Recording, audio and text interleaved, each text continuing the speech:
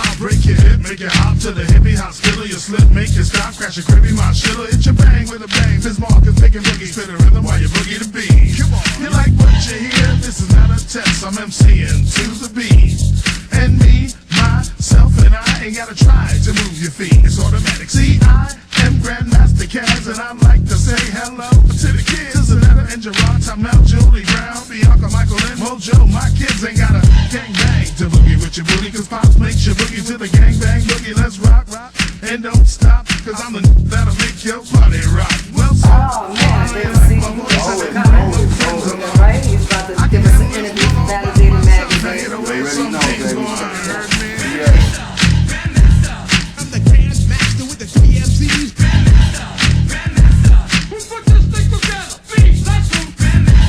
We want to know, what is your earliest memory of the hip-hop culture? Kind of was, most people were born into the hip-hop culture, but there was no hip-hop culture yet. You know what I mean? When I was involved, I like to say I've been involved since its inception, unless you trace hip-hop's roots back to other things, okay? But for our generation, I was at the forefront of it. You started. I didn't start it, but like I say, like in a song, like I didn't build the building, but I damn sure made the lobby. You had the foundation, the foundation. Yeah. That's what's up. So you started off DJing under the name of Casanova Fly, and later became an MC under the name of GrandMaster Caz. Well, I mean, I kind of, a DJ MC was a dual role for me in the early days. Like, it was all my set, my equipment, my crew, everything. So I did a little bit of everything, you know. And in the early days, every DJ had to have a microphone, and it wasn't about rapping. It was just about making announcements. You know what I mean? Right. If you was in a party back in the early 70s, everybody in the party dancing, having a good time, and then all of a sudden, the music stopped. Right. And you hear somebody get on the mic. Kim, Seabrook, if you're in the house, your father's at the door, please go to the door. And then you have to go leave, and then the rest of us, we go back to get it in. But so there was really no transition. It was a combination. Yeah, the mic was used to make announcements and stuff, acknowledge people, say, you know, when the next party was, and then those acknowledgements start to get embellished. You know what I mean? So people start putting a spin on them, and you know, they're putting them into little rhymes and then verses and stuff, which eventually led to rap as we know it. So me, as a DJ, I've always had a microphone there. When people started recruiting other people to MC for them, I just happened to be just as good or better than most of the MCs, you know what I mean? So it was something that I needed to do myself, especially if we was going to be competitive. So, yeah, MCing was the next step, you know, after being a DJ. Okay. And you're credited as being the first DJ to rap while handling records on the turntable hip-hop, just like how you discussed. Well, people like to, you know what I mean, give you titles and stuff like that. And a lot of times you just go along with it, you know what I mean? And they call me the first simultaneous DJ MC. Well, meaning, more specifically, that I cut records for myself while I'm MCing. Okay? Now you got DJs like Lovebug Starsky and DJ Hollywood, and these guys, the microphone went hand in hand with them DJing and turntable. But nobody actually cut a beat up and rap like Sam Rhymes, okay? So that's what they credit me as for. You know, there's a guy by the name of J. Period that does that for this era, for this generation, but that's what they're talking about. So, I mean, I was the first person that I saw do that. I never saw nobody else do it, so, it is what it is. But, you know, I don't really like all the titles. I'm not really, you know, I was the first to do this. I had my hat on backwards first. Right. Nah, I got you. But for those who don't know the history, what was your involvement with the Sugar Hill Gang song Rapper's Delight? I wrote part of Rapper's Delight. I wrote the majority of Big Bang Hank's lyrics for Rapper's Delight, and a couple of other phrases that he used were taken from other people. But I wrote the body of his rhymes on that song, so that makes me inadvertently hip-hop's first ghostwriter. You know what I mean? So, you know what I mean? And all of these things aren't things that I pursue, but you know, when people go to dissect the culture and look at your history, they be like, well, you did that. Everybody says that you did this. Everybody says that you know what I mean? So you still getting checks from that? What, for being the first ghostwriter? I've never gotten a check. Wow. Ever. For Rapper's Delight. Really? I was never credited as a writer on the song, and I never received a dime from Rapper's Delight. To this day. And I haven't really fought tooth and nail or anything. I pretty much walked away from this shit in the beginning, and that's why I really couldn't claim much afterwards. Because if you don't do nothing right then and there, you got 3 to 7 years. Well, 7 years in the beginning, the laws have changed, and if you don't do anything by then after that, if something changes, you only got 3 years that you can go back. So let's say I sued the Sugar Hill Gang or whoever for Rappers Delight right now. I only can go back 3 years and reclaim whatever's been made off of it for the last 3 years. Let it right. He's doing it. You're good. I make more money off of telling the story. Okay. No, that's right. So, you were arguably one of the most important and influential pioneers of hip-hop in the 80s, right? That's what they said. That's what I heard through the grapevine. I'm just saying. Yeah, they do say that. But how do you see yourself today, and what do you bring to the table? Same thing I've always brought to the table: my passion. You know what I mean? My skill and my love for this culture. You know what I mean? I eat, sleep, drink, and do everything about hip hop that you can do. I mean, it's basically my life, and I chose it a long time ago. And a lot of things have had to take second fiddle to my love and passion for hip hop. So I bring that to the table to this day. I bring an overwhelming knowledge of the culture. I'm not only a teacher of the culture, but a student of the culture. I watched everybody. I saw everything. I took everything in. I wasn't everywhere, but if I wasn't, I found out what was, who was who and what was what. So I'm one of the people that have been called on in the last 15 to 20 years to really kind of articulate the culture through documentaries, through interviews like this, and a lot of different, vehicles like that, because people know. Right. He know what he's talking about. Exactly. Now you talked about you live it, you breathe it. So I know that there had to be many sacrifices during all these years of you doing this. Was there ever a time that you wanted to give up? Oh yeah, and part of me did give up for a while. You know what I mean? During the mid '80s, or in the early '80s, there was a shift. There was a crazy shift in hip hop, and it went from hip hop to rap music. Right. When it was hip hop, the early groups, like mine, the Cold Crush Brothers, the Furious Five, the Fantastic Five, the Force MDs, the Funky Four, the Fearless Four, all these groups, dominated the landscape of hip hop. And then, once Rappers Delight came out, the floodgates were open as far as trying to make a record. So then there was no, let's say, quality control, as far as who made a record. Like anybody could make a record. Like today, you didn't need no status, you know what I mean? You didn't have to pay no dues, whatever, you know what I mean? If you came up with something different or whatever, or something somebody thought that they could use or whatever, you were a hip hop artist or a rap artist after that. So, I mean, that changed the scales greatly. And you said this was in the 80s. This is early 80s to mid 80s because the first generation of hip hop started to phase out. And if you hadn't gained any commercial success in the records, I mean, because we was already on top before records came along. We was the top group in New York City. Everybody emulated us. Everybody. But now you changed the game. There's a different, dynamic right now. Now you got to make a hit record, what I mean? Now you got to this and that. So that was a big shift. So yeah, after a while, the first school, our generation of hip hop just started to die out. You know what I mean? They stopped promoting us, and stuff like that. So by 85, 86, I mean, some of us were just holding on, like, by our fingers. 86, that was it. There was no real old school group that was still out and viable. You know what I mean? Even the Furious Five were going through their changes and stuff like that. So the first school of hip hop was pretty much over with. So we, because of bad management, record company management, we never eclipsed that, that commercial side of hip hop. So we faded out with everybody else. I tried to hold on. So what made you? I'm still here. What gave you that strength to hold on and keep going?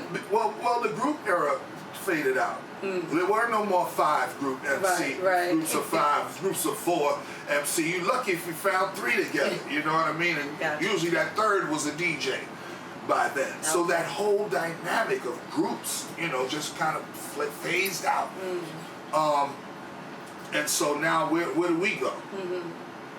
Where do we just sit on the sideline? But we were old school in 85, 86. Okay, so where are we going? So yeah, it did really put a damper on not only mine, but the whole my first generation of hip hop is like damn, it's over, you know, like that. I held on because I still had something to offer personally. You know what I mean? I knew my group, it was pretty much over for the group, but it ain't over for me. You know what I mean? I could still, any one of us as individuals could have tried to keep going or do what they do. You know what I mean? So, I mean, that's what I did. I had a deal after our deal was up on the label, and I continued to make records, make singles on my own, and collaborate with other artists and people. Just do everything I could do to just stay relevant, stay in the game. It's just interesting hearing that from the 80s, and then you hear it from like the 2000s until present. Like it's consistent. It's always the same thing. 2020 we talking right now. We sitting like here in 2019. And and that's how long. Like I said, we were old school in 85, 86. So wow, that's what's up. Windows of Hip Hop. Explain the organization, please, and how it came about. Windows of Hip Hop is a non-profit, grassroots organization that Melly Mel and I became a part of about 6 years ago. We were approached by a young lady by the name of Melissa LeBron, and Melissa had, big dreams and big aspirations about things she wanted to do related to hip hop and related to our youth. And she figured she could help infuse, the two energies together. And we've been on that path for over 6 years now.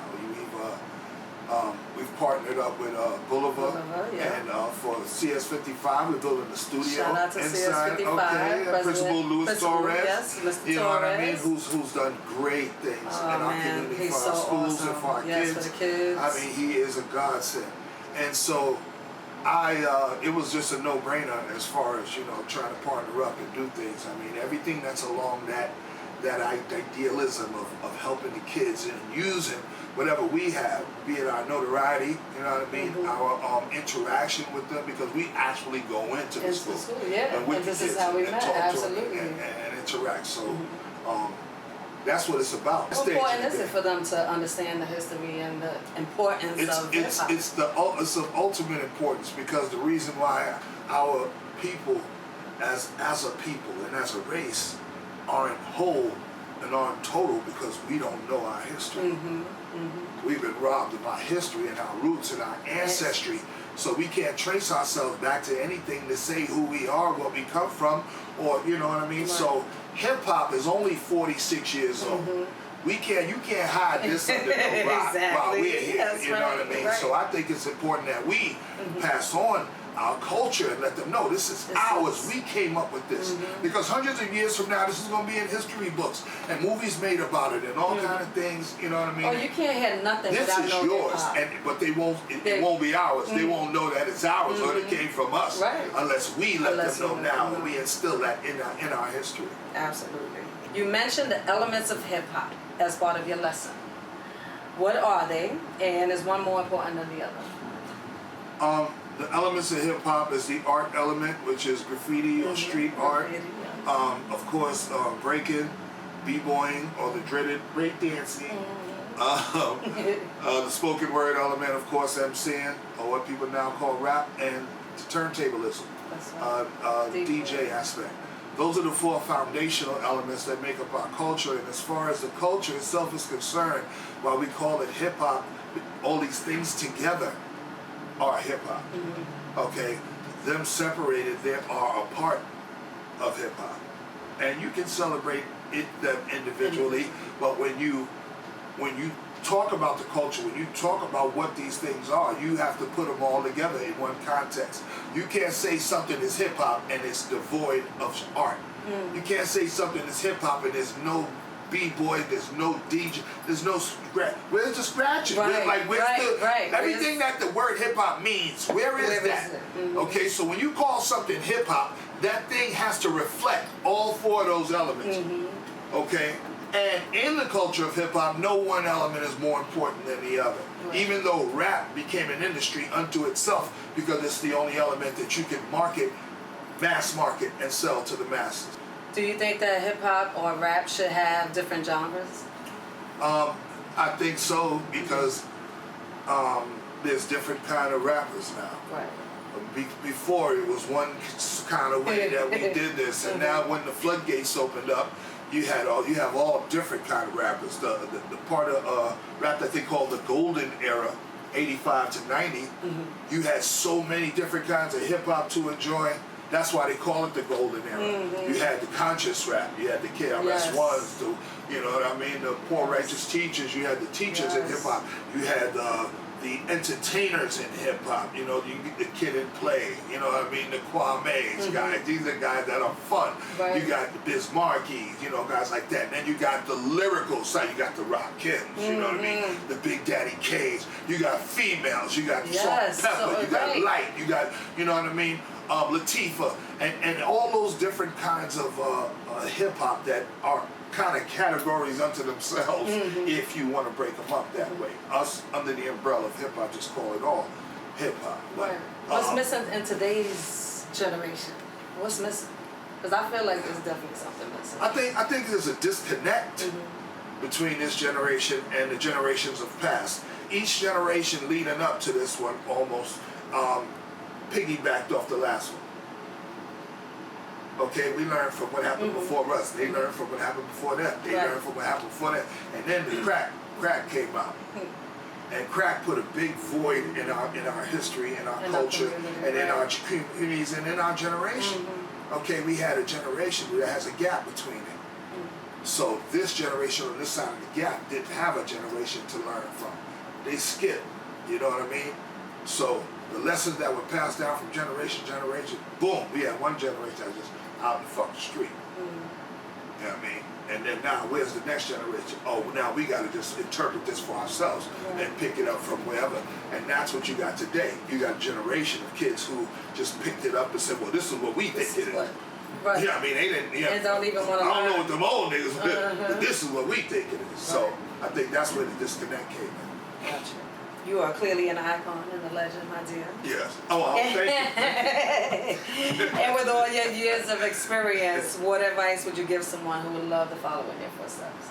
Oh, my footsteps. If you knew all the steps my feet is taking, you might not want to follow.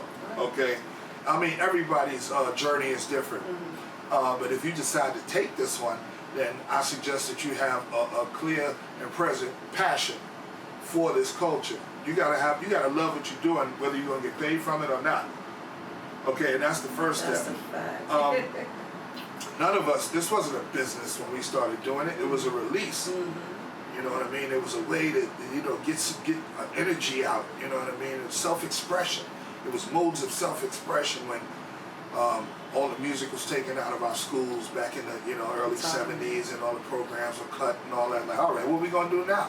Where we gonna get our music? What plays music in here? Oh, that turntable. All right, bet. Yeah, and there you go, hip hop. So I mean, anybody pursuing it, if you love it, you know what I mean, and you have a passion for it, it'll take care of you. That passion will take care of you and lead you through it. That is a fact. I totally agree with you. So what do you got coming up next? What you doing? Any shows going on that you need me to open up for? Shows, of course. I'm on the road with Kumo D. Okay. And I stay on the plane every other weekend messing with him. Besides the things that I do myself. The Crotona Park Jams are about to start. Yes. I've been hosting those for 17 years for Tools of War, but this year the Tools of War grassroots hip-hop organization are taking a break, taking a breather for this summer, and I, along with the Friends of Crotona Park, I'm going to resume, keep it going. Yes. Yeah, we can't stop the jams in Crotona. Right. So July 11th, 18th, 25th, and August 8th. Yeah, that's From 4 p.m. to 9 p.m. we'll be at Crotona Park. And I got DJs. Okay, Davey DMX, DJ Scratch, Cash Money, Grand Wizard Theater, DJ Mel Star. I got people coming like, I mean, Biz Markie, Mixmaster Ice from UTFO. I mean, I got classic, bona fide hip-hop DJ legends coming out there this summer. So we got some stuff to look forward to in the Bronx. And I'm the host forever. Yeah, no, he's the host. I mean forever. Forever, ever? Okay, forever, ever. Like if I die, when I come back, I'm right, the host. You heard. Yeah, with your girl GoodLook Seabrook. Validated Magazine, GrandMaster Caz. Where can they find you? www.grandmastercaz.com. That's the website. Check it out. I'm on IG, the real GrandMaster Caz. Caz Brown on Facebook. Email grandmastercaz07@gmail.com. Don't play with me. You heard.